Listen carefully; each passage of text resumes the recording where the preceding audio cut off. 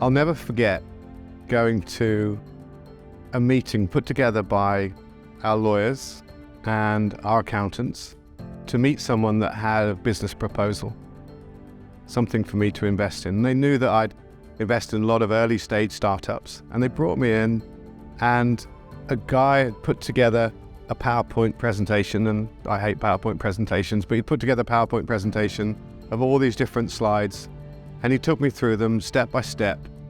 And I thought to myself, what an absolute load of nonsense. From start to finish, utter nonsense. But I listened, and he was passionate, and he cared about what he was doing, and he'd done some super cool things. There was no way I was ever going to be involved in this crazy business. Taking lobsters out of the ocean, putting them in a tank, feeding them, and expecting them to survive. I could think of a myriad of problems. As he was leaving, he told me about a restaurant that had written to him and asked him for £200 of lobster live per week forever. And I just, what do you mean? How do they even know? Well, we've done a few trials, and I spoke to somebody, and they said that we had a lobster farm, even though we didn't. And the restaurant was desperate to get these high quality Caribbean spiny lobsters. And I was stopped in my tracks.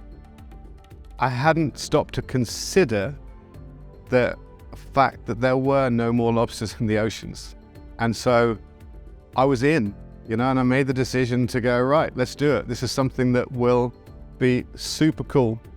And then I had a few questions for him. I asked him if he knew how to keep lobsters alive. And he kind of giggled a little bit. I said, tell you what, if you can keep a lobster alive in a bucket for a month, I'll invest in your project. A month later, it wasn't in a bucket, it was in a barrel, but he managed to keep it alive.